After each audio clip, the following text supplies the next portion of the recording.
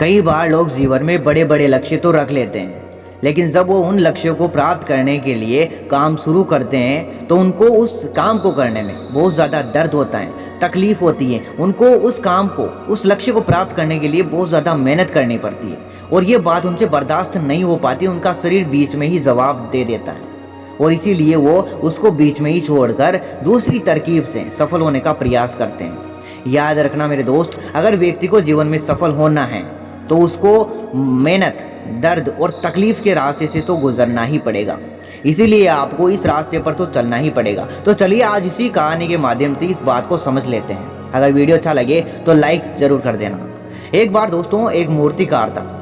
वो अपनी छेनी और हथौड़े से एक पत्थर को भगवान की मूर्ति का आकार देने का प्रयास कर रहा था। अब जैसे ही वो अपनी छेनी पर हथौड़े से वार करता तो वो पत्थर छिलाने लगता, कहने लगता कि ये क्या कर रहे हो, मुझे इतना क्यों मार रहे हो, मुझे इससे दर्द हो रहा है, तकलीफ हो रही है, पीड़ा हो रही है, मुझे अपने हाल पर छोड़ दो और यहाँ से चले जाओ।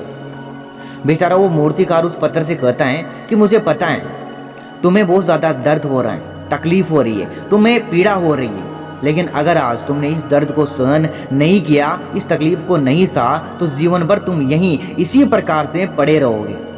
मुझे पता है कि तुम में आगे बढ़ने की अपार संभावना है, तुम एक बहुत बढ़िया, बहुत अच्छे पत्थर हो, लेकिन अगर तुमने इसी प्रकार से इस दर्द को नहीं सहा तो तुम कभी आगे नहीं बढ़ पाओगे। इतना कहकर मूर्तिकार वापस औजार उठा लेता है और पत्थर फिर से चिल्लाने लगता है, गिड़गिड़ाने लगता है, विनती करने लगता है, मुझे अपने हाल पर छोड़ दो, मुझे पता है जीवन में क्या करना है, कौन सी चीज़ सही है, कौन सी गलत है, मुझे इससे ज़्यादा दर्द हो रहा है, बहुत ज़्यादा दर्द हो रहा है, तकलीफ हो रही है, अब मैं कुछ सहन नहीं कर सकता, मुझे, मैं जिस हाल में हूँ उस हाल में छोड़कर तुम यहाँ से चले जाओ। उस मूर्तिकार ने फिर उस पत्थर को समझाने की कोशिश की कि ज़्यादा अधीर मत बनो, अब सब्र को बनाए रखो, थोड़ी देर और दर्द को सहन कर लो। अगर तुमने दर्द सहन कर लिया तो मैं तुम्हें भगवान के रूप में तुम्हारी स्थापना करवा दूंगा, फिर दूर दूर से लोग तुम्हारी पूजा करने आएंगे, पंडित लोग, सभी लोग तुम्हारी सेवा करेंगे। लेकिन पत्थर ने उस मूर्तिकार की एक भी बात नहीं मानी, वो चिल्लाता रहा और अपनी बात पर अड़ा रहा। मूर्तिकार ने उस पत्थर को समझाने की बहुत कोशिश की, लेकिन अब वो थक चुका था, तो वह उस पत्थर को छोड़कर आगे बढ़ने लगा।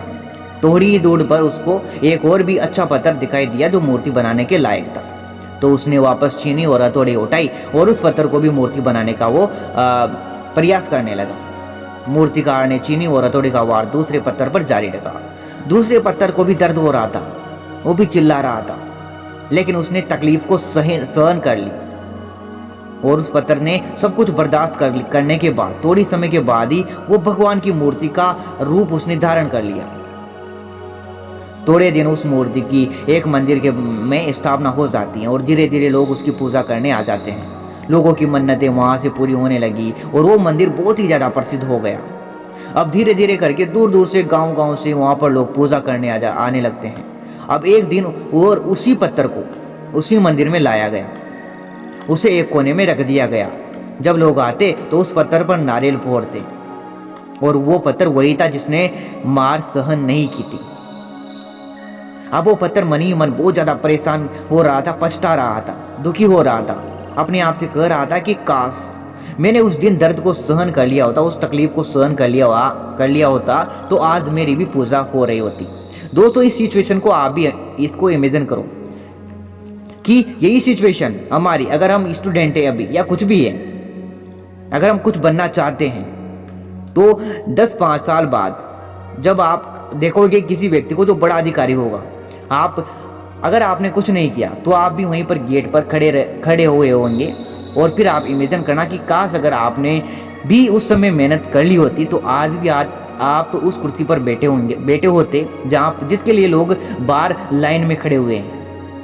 तो इसीलिए आप भी अपने जीवन में अगर करियर में सफलता पाना चाहते हो तो शुरुआत में किसी काम को करने में, पढ़ाई करने में, किसी को भी करने में तकलीफ होगी, कोई बात नहीं, उसको सहन कर लेना। ज़्यादा मेहनत करनी पड़ेगी, कोई बात नहीं, करना, लेकिन रुकना मत। उस पहले पत्थर की तरह आपको बनना नहीं है। तो अगर वीडियो अच्छा लगे तो लाइक जरूर कर दें और सुबह मिलते हैं वापस मॉर्निंग में 6 बजे। तब तक के लिए आप सभी को अपने भावी जीवन के लिए हार्दिक शुभकामनाएं। जय हिंद, जय भारत।